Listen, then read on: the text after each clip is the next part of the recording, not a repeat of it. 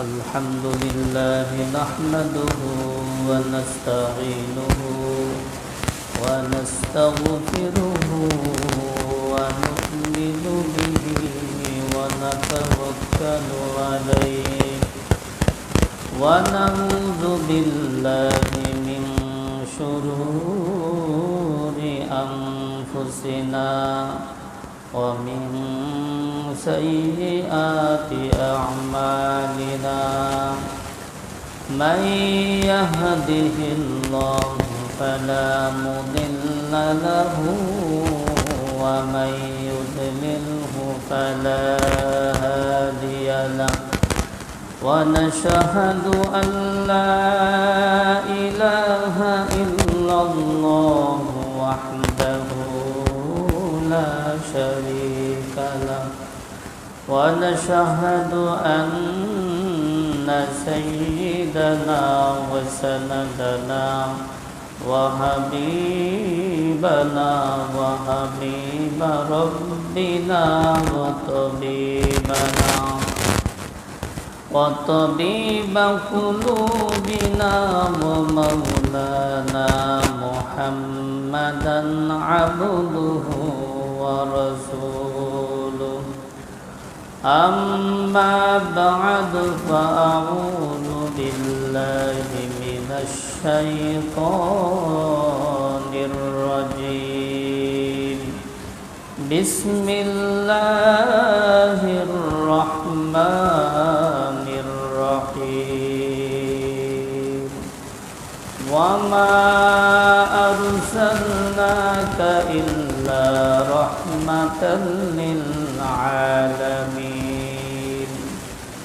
وقال النبي صلى الله عليه وسلم لا يؤمن أحدكم حتى أكون أحب إليه من والده وولده والناس أجمعين أو كما قال النبي عليه الصلاة والسلام जिन खाक पे चलते हैं शहंशाह दो आलम जिन खाक पे चलते हैं शहंशाह दो आलम ओ चश्मों का सुरमा है मदीने की गली में ओ चश्मों का सुरमा है मदीने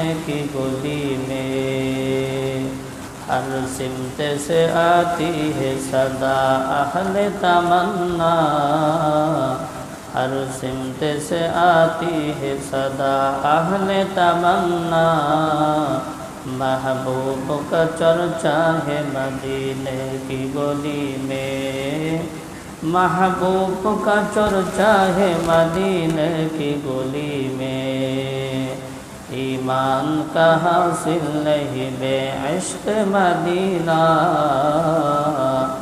ईमान का हासिल नहीं बेइश्क मदीना मरने की तमन्ना है मदीने की गली में मरने की तमन्ना है मदीने की गली में मोहतरम हाज़रीन सरकार दो आलम मुहम्मदुर रसूलुल्लाह सल्लल्लाहु अलैहि वसल्लम के ভালোবাসার প্রথম এবং সর্বপ্রধান কারণ হইল আল্লাহ পাক রব্বুল আলামিন তাকে সবচেয়ে বেশি ভালোবেসেছেন এই জন্য আমি মুমিন হিসাবে আমারও সবচেয়ে বেশি ভালোবাসা এটা ঈমানি দায়িত্ব সবচেয়ে ভালোবাসতে হবে আল্লাহর হাবিব বলেন লা ইউমিনু আহাদুকুম হাত্তা আকুনা আহাব্বা ইলাইহি মিন ওয়ালিদিহি ওয়া ওয়ালাদিহি ওয়ান নাসি আজমাইন বলে যতক্ষণ পর্যন্ত মানুষ তার মা বাবা ছেলে সন্তান এমনকি নিজের জীবনের চাইতে আমি রাসূলকে বেশি ভালো না বাসবে ততক্ষণ পর্যন্ত ওই ব্যক্তি পরিপূর্ণ মুমিন হইতে পারবে না। ঈমানি দায়িত্ব ভালোবাসা। আল্লাহ পাক রব্বুল আলামিন তার হাবিবকে কতটুকু ভালোবেসেছেন, বলে আল্লাহ পাক রব্বুল আলামিন যুগে যুগে যুগে যুগে অসংখ্য নবী রাসূলগণ প্রেরণ করেছেন। বলে ওই নবীদের সাথে যখন কথোপকথন করেছেন তখন সরাসরি তাদের নাম বলে কথোপকথন করেছেন। কিন্তু আল্লাহর হাবিবের সাথে যখন কথোপকথন করেছেন আল্লাহ পাক রব্বুল আলামিন সরাসরি নাম বলেন নাই। আল্লাহ পাক রব্বুল আলামিন তার গুণ সংবলিত শব্দ দিয়ে তাকে সম্বোধন করেছেন। আল্লাহ পাক রব্বুল আলামিন নবীদের নাম ধরে রাখছেন। কোরআনের মধ্যে আছে আল্লাহ পাক রব্বুল আলামিন বিভিন্ন সময় যখন নবীদের সাথে কথোপকথন করতেন তখন তাদের নাম ধরে রাখতেন। যেমন ইয়া আদামু, ইয়া নূহ, ইয়া ইব্রাহিম, ইয়া দাউদ, ইয়া ঈসা, ইয়া মূসা। কিন্তু সরকারে দু আলমের সাথে যখন কথোপকথন করার ইচ্ছা করেছেন তখন সরাসরি নাম ধরে ডাকেন নাই, বরং তার গুণ সংবলিত শব্দ দিয়ে সম্বোধন করে এভাবে ডেকেছেন, ইয়া আইয়ুহার রাসূল, ইয়া আইয়ুহান নাবিয়্যু, ইয়া আইয়ুহাল মুদ্দাসসির, ইয়া আইয়ুহাল মুজাম্মিল। বিভিন্ন গুণ সংবলিত শব্দ দিয়ে সম্বোধন করেছে। আল্লাহ পাক রব্বুল আলামিন কোরআনের মধ্যে এই কথাই বলেছেন, লা তাজআলু দুআআর রাসূলি বাইনাকুম কাদুআই বাযিকুম বাযা, লা তাজআলু দুআআর রাসূলি বাইনাকুম কাদুআই বাযিকুম বাযা। আল্লাহ পাক রব্বুল আলামিন মানুষদিগকে বলেন, তোমরা নিজেদেরকে একে অপরকে যেইভাবে তোমরা ডাকাডাকি করো আল্লাহর হাবিবকে তোমরা ওইভাবে ডাকাডাকি করো না। অর্থাৎ তোমরা যখন পরস্পরে কথা বলো তখন তোমরা যেইভাবে নাম ধরে ধরে ডাকো আল্লাহর হাবিবের সাথে যখন তোমরা কথোপকথন করবা তখন সরাসরি তার নাম ধরে ডেকো না, তার যে গুণ সংবলিত বিভিন্ন শব্দ আছে ওইগুলো বলে ডাকো। সাহাবায়ে কেরামরা এটাই করতো। ইয়া রাসূলুল্লাহ, ইয়া হাবিবাল্লাহ, ইয়া নবিয়াল্লাহ, বিভিন্ন গুণ সংবলিত শব্দ দিয়ে সম্বোধন করতেন, সরাসরি নাম বলে ডাকতেন। আল্লাহ পাক রব্বুল আলামিন তার বন্ধু তার হাবিবকে কতটুকু ভালোবেসেছেন, বলে আল্লাহ পাক রব্বুল আলামিন যত নবী রাসূল আল্লাহ পাকে দুনিয়াতে প্রেরণ করেছেন, বলে প্রত্যেক নবীর জাতিরা তার কওমরা বিভিন্ন ভাষায় কটাক্ষ করে তাদেরকে কথা বলেছেন, আমাদের নবীকেও বলেছেন। কিন্তু যখনই কোনো নবীদেরকে কটাক্ষ করে ব্যঙ্গ করে কোনো কথা বলেছেন ওই নবীর জবান দিয়ে ওইটাকে প্রতিহত করেছেন। কিন্তু আমাদের নবীকে যখন কটাক্ষ করে কেউ কোনো কথা বলেছেন তখন এটা নবীর জবান দিয়ে উত্তর না দিয়ে সরাসরি আল্লাহ তাআলা উত্তর দিয়েছেন। হযরতে হুদ আলাইহিস সালাতু ওয়াস সালামকে যখন তার কওমেরা তার জাতিরা যখন তাকে নির্বোধ বলে সম্বোধন করলো তখন হুদ আলাইহিস সালাতু ওয়াস সালাম নিজেই বললেন, ক্বালা ইয়া কওমি লাইসা বি সাফাহাতুন, হে আমার সম্প্রদায় তোমরা আমাকে নির্বোধ বলেছো, আমি নির্বোধ নই, আমি অজ্ঞ নই। হযরতে নূহ আলাইহিস সালাতু ওয়াস সালামকে তার কওমেরা পথভ্রষ্ট যখন বলেছে হযরত নূহ আলাইহিস সালাতু ওয়াস সালাম সজবানে এটার প্রতিবাদ করেছেন। হযরত নূহ আলাইহিস সালাতু ওয়াস সালাম বলেছেন, ইয়া কওমি লাইসা বি দালালাতুন, হে আমার সম্প্রদায় আমি পথভ্রষ্ট নই। কিন্তু আল্লাহর হাবিব সরকারে দু আলমকে যখন কটাক্ষ করে বিভিন্ন মানুষ পাগল বলেছে, উম্মাদ বলেছে, আল্লাহর হাবিব সরাসরি এটার প্রতিবাদ করে নাই। আল্লাহ পাক তার বন্ধুকে মহাব্বত করে আল্লাহ পাক নিজেই এটার প্রতিবাদ করেছেন।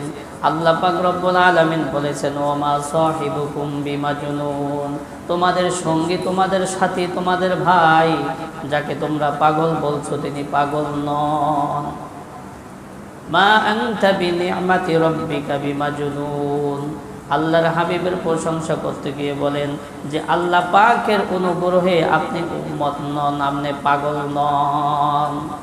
ওয়া ইন্নাকা লাআলা খুলুকিন আযীম, আপনি হলেন মহান চরিত্রের অধিকারী, মহান চরিত্রের অধিকারী। তো আল্লাহ পাক কতটা মহব্বত করেছেন, বলে আল্লাহ পাক রব্বুল আলামিন তার নবীকে কতটা মহব্বত করেছেন। বলে আল্লাহর হাবিবকে যদি কেউ অনুসরণ করে তাহলে আল্লাহ পাককে অনুসরণ করা হয়ে যায়। আল্লাহ পাক রব্বুল আলামিন বলেন মাইয়ুতির রাসূলা ফাকাদ আতা আল্লাহ, যেই ব্যক্তি আল্লাহর রাসূলকে অনুসরণ করলো আল্লাহ পাক বলেন সে কেমন যেন আমারই অনুসরণ করলো। আল্লাহ পাক রব্বুল আলামিন নবীজিকে উচ্চ মর্যাদা দান করেছেন। আল্লাহ পাক রব্বুল আলামিন নবীজির মর্যাদাকে উঁচু করেছেন। কত উঁচু করেছেন, কত উঁচু করেছেন একটু খেয়াল করলে আমরা বুঝতে পারবো। কালিমা তয়্যিবার মধ্যে বলা হয়েছে লা ইলাহা ইল্লাল্লাহু মুহাম্মাদুর রাসূলুল্লাহ। এখানে আল্লাহ এবং মুহাম্মদ নামের মধ্যে তৃতীয় কোনো হরফ দিয়ে ব্যবধান করে নাই। মধ্যে আর কোনো কি নাই, হরফ নাই। আল্লাহ আর মুহাম্মদ নাম পাশাপাশি পাশাপাশি। শুধু কি তাই লা ইলাহা ইল্লাল্লাহ এর মধ্যে যেমন 12টি হরফ রয়েছে, 12টি অক্ষর রয়েছে, মুহাম্মাদুর রাসূলুল্লাহ এর মধ্যে 12টি অক্ষর রয়েছে। আল্লাহ পাক রব্বুল আলামিন আজানের মধ্যে আল্লাহ পাকের নামের সাথে নবীর নামকে যুক্ত করে দিলেন। বলে নামাজের মধ্যে নবীজির নাম নেওয়াকে, নামাজের মধ্যে নবীজির নাম নেওয়াকে আবশ্যক করে দিলেন। বলে পূর্ব থেকে পশ্চিম, উত্তর থেকে দক্ষিণ যত মানুষ নামাজ পড়বে নবীকে স্মরণ করবে, নবীর অনুসরণ করবে। নবীকে আল্লাহ পাক এত মর্যাদা দান করেছেন, এত মুহাব্বত করেছেন। আল্লাহ পাক নবীকে পুরা কুল কায়নাতের জন্য রহমত স্বরূপ প্রেরণ করেছে। আল্লাহ পাক বলেন ওমা আরসালনাকা ইল্লা রাহমাতাল লিল আলামিন। আল্লাহ পাক রব্বুল আলামিন নবীজিকে রহমত স্বরূপ প্রেরণ করেছেন। আলামিন এটা আলাম এর বহুবচন। বলে জীব জন্তু জড় যত কিছু আছে, কথা কুল কায়নাতে যা কিছু আছে সব কিছুর জন্য রহমত স্বরূপ প্রেরণ করেছেন। ইন্নাল্লাহা ওয়া মালাইকাতাহু ইউসাল্লুনা আলান নবী। বলে আল্লাহ পাক রব্বুল আলামিন এবং ফেরেশতাগণ সর্বসময় নবীজির জন্য দরুদ পাঠ করেন। কি করেন? রহমত বর্ষণ করেন। দরুদের অর্থ কি? রহমত বর্ষণ করেন। তাফসিরে রুহুল মানিতে লিখেছেন আল্লাহ পাক রহমত বর্ষণ করেন, এর দ্বারা উদ্দেশ্য হইল আল্লাহ পাক নবীজিকে মাকামে মাহমুদ এবং মাকামে শাফাআতের মর্যাদা দান করবেন। কিসের বদৌলতে? তাহাজ্জুদের বদৌলতে। আল্লাহ পাক বলে ওয়ামিনাল লাইলি ফাতাহাজ্জাদ বিহি নাফিলাতাল লাক আসা আইয়াবআসাকা রাব্বুকা মাকামাম মাহমুদা। আল্লাহ পাক নবীজিকে তাহাজ্জুদের বদৌলতে মাকামে মাহমুদ দান করবেন। আর ফেরেশতারা তার উপর দরুদ পড়ে, এর ধারা উদ্দেশ্য হইল তার মর্যাদাকে বুলন্দ করার জন্য দোয়া করে। আর মানুষেরা দরুদ পড়ার উদ্দেশ্য হইল তার গুণগান, গুণ সংবলিত এগুলো বৃদ্ধির জন্য দোয়া করে। যাই হোক, নবীজিকে ভালোবাসতে হবে নিজের জীবনের চাইতে। কেন ভালোবাসবো? বলে আল্লাহ পাক নবীজিকে স্বয়ং ভালোবেসেছেন, এই জন্য আমি মুমিন হিসাবে নবীজিকে সবচাইতে বেশি ভালোবাসবো। নবীজিকে ভালোবাসার 2 নম্বর কারণ হইল সৌন্দর্য ও কমনীয়তা। মানুষ মানুষকে ভালোবেসে থাকে বলে যখন তার মধ্যে কিছু গুণ থাকে। একজন মানুষের প্রতি একজন মানুষ আকৃষ্ট হয় তার কিছু গুণ দেখে, বলে ওই গুণগুলো সরকারে দো আলম মুহাম্মাদুর রাসূলুল্লাহ সাল্লাল্লাহু আলাইহি ওয়াসাল্লামের মধ্যে পরিপূর্ণ ছিল। যেমন সৌন্দর্য, কমনীয়তা, লাবণ্য সব ছিল। কি ছিল? সব ছিল। আল্লাহ পাক রব্বুল আলামিন সবচাইতে বেশি সৌন্দর্য করে নবীজিকে সৃষ্টি করেছেন। ইন্নাল্লাহা জামিলুন ইউহিব্বুল জামাল। আল্লাহ পাক হলেন সবচাইতে বেশি সুন্দর, আর তিনি সৌন্দর্যকে পছন্দ করেন। আল্লাহর হাবিব কত সৌন্দর্য ছিল। হযরতে হাসান রাদিয়াল্লাহু তাআলা আনহু তার সৌন্দর্য বর্ণনা করতে গিয়ে বলেন ওয়া আহসানু লাম তারাকাতু আইনি ওয়া আজমালু মিনকা লাম তালিদিন নিসাউ খুলিকতা মুবাররাআন মিন কুল্লি আইবিন কাআন্নাকা কদ খুলিকতা কামা তাশাউ ওয়া আহসানু লাম তারাকাতু আইনি ওয়া আজমালু মিনকা লাম তালিদিন নিসাউ খুলিকতা মুবাররাআন মিন কুল্লি আইবিন কাআন্নাকা খুলিকতা কদ কামা তাশাউ ওয়া আহসানু মিনকা লাম তারা কাত্তু আইনি। হযরতে হাসান রাদিয়াল্লাহু তাআলা আনহু বর্ণনা করেন, বলে তার চাইতে সুন্দর আমার চোখ কোনোদিন কোনো মানুষ দেখে নাই। ও আজমালু মিনকা লাম তালিদিন নিসাউ, তার মতো সুন্দর কোনো সন্তান কোনো মা জন্ম দেয় নাই। আল্লাহ পাক রব্বুল আলামিন তাকে সকল দোষ ত্রুটির ঊর্ধ্বে রেখে সৃষ্টি করেছেন। বলে কেমন ভাবে? বলে আমার আল্লাহ পাক যেমন চেয়েছেন তেমনই সৃষ্টি করেছেন, যেটার তুলনা হয় না। যেটা কি হয় না? তুলনা হয় না, ভাষায় প্রকাশ করা যায় না। হযরত আয়েশা রাদিয়াল্লাহু তাআলা আনহা আল্লাহর হাবিবের সৌন্দর্য বর্ণনা করতে গিয়ে মিশরের নারীদেরকে সম্বোধন করে বলতেছেন, হে মিশরের নারীরা, তোমরা ইউসুফ আলাইহিস সালাতু ওয়াস সালামের সৌন্দর্য দেখে আপেল কাটতে কাটতে হাতের আঙ্গুল কেটে ফেলেছিলা।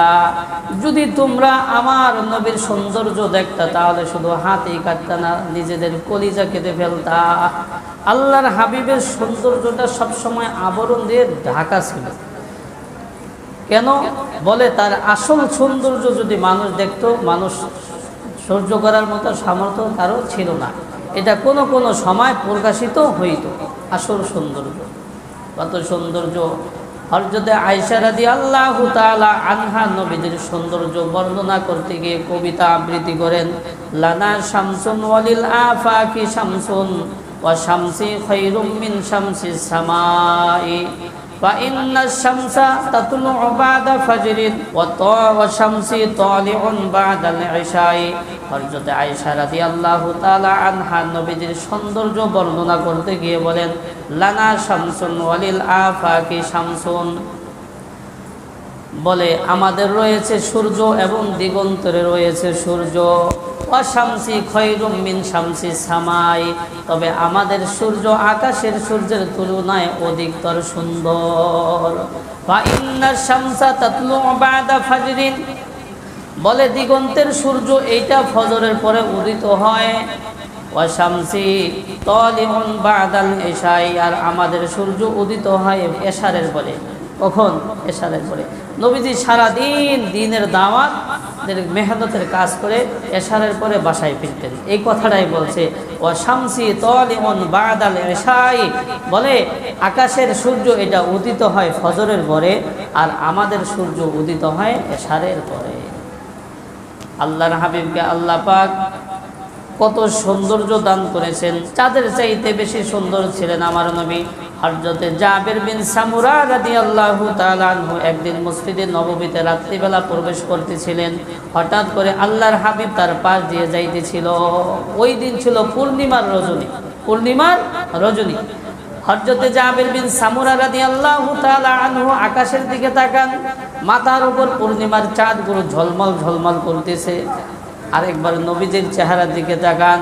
হযরতে জাবির বিন সামুরা রাদিয়াল্লাহু তাআলা আনহু বলেন, আমার ভিতরে এই বিষয়টা সায় দিল যে আকাশের চাঁদের তুলনায় আমার নবীজির সৌন্দর্য অনেক গুণ বেশি। হযরতে জাবির বিন সামুরা রাদিয়াল্লাহু তাআলা আনহু আকাশের চাঁদকে সম্বোধন করে বলেন, হে আকাশের চাঁদ, তোমাদের সৌন্দর্য দুনিয়ার মানুষ বর্ণনা করলেও আমাদের আরবের চাঁদের তুলনায় তোমার কোনো তুলনাই হয় না। আমাদের আরবের চাঁদের তুলনায় তোমার অস্তিত্বই বিলীন হয়ে যাবে। আল্লাহ পাক রব্বুল আলামিন এত সৌন্দর্য দান করেছেন, তো নবীজিকে কেন ভালোবাসবো? এক নম্বর কারণ হইল আল্লাহ পাক রব্বুল আলামিন নবীজিকে সবচাইতে বেশি ভালোবেসেছেন। এই জন্য আমি মুমিন হিসাবে নবীজিকে সবচাইতে বেশি ভালোবাসবো। দুই নম্বর কারণ হইল সৌন্দর্য এমন কমনীয়তা, বলে মানুষ মানুষকে ভালোবেসে থাকে তার সৌন্দর্য, কমনীয়তা, সুন্দর ব্যবহার, আখলাক দেখে। কি দেখে? আখলাক দেখে। আর এইগুলো নবীদের মধ্যে ভরপুর ছিল। মুহতারাম হাজিরিন, নবীজিকে নিজের জীবনের চাইতে বেশি ভালোবাসতে হবে যদি আমি খাঁটি ইমানদার দাবি করতে চাই। আল্লাহর হাবিব বলেন, লা ইউমিনু আহাদুকুম হাত্তা আকুনা আহাব্বা ইলাইহি মিন ওয়ালিদিহি ওয়া ওয়ালাদিহি ওয়ান নাসি আজমাইন। আল্লাহর হাবিব বলেন, যতক্ষণ পর্যন্ত মানুষ তার মা বাবা সন্তান সন্ততি ধন সম্পদ এমনকি নিজের জীবনের চাইতে আমি নবীকে বেশি ভালো না বাসবে, ততক্ষণ পর্যন্ত সে পরিপূর্ণ মুমিন হইতে পারবে না। পরিপূর্ণ মুমিন হইতে হলে নবীজিকে নিজের জীবনের চাইতে বেশি ভালোবাসতে হবে। হ্যাঁ, নবীজিকে ভালোবাসবো কিভাবে? নবীর সুন্নাতগুলো আমার এই 3.5 হাত মুড়ির মধ্যে ফিটিং করতে হবে।